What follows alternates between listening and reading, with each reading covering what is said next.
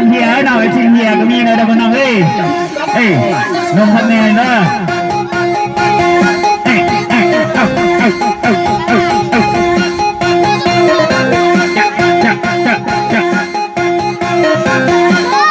ไปผ่อนงานเดี๋ยวไปผ่อนในเมืองในวันนี้นะ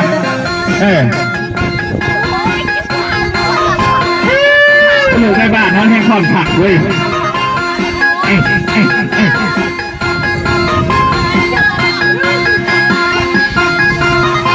เอาขอเสียงนะเอาขอเสียงนะเด้อ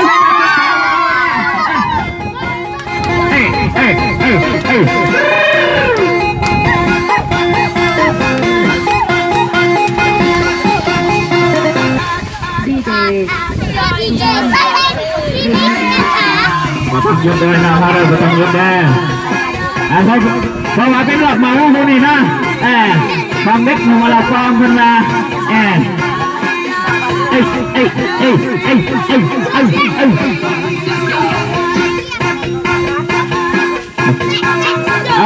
อะไรกันยานะพี่น้องนะพิธีนี่ละเพียของคนเฮางานบ้านเฮาคนบ้านเฮาคอยลินคอยกินเด้อน้องเฮาเด้อวันเยี่ยมสินกันเด้อน้องเฮาเด็ดทองพอดตัวยืนของงานนะ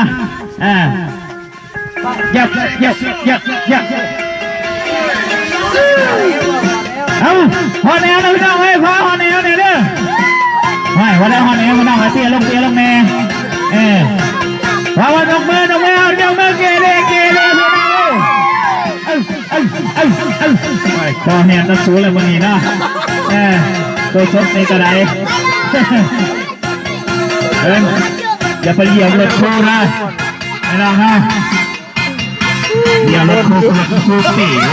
ตายแล้วน้องก็มีแนวขี่เรือระเบิดนี่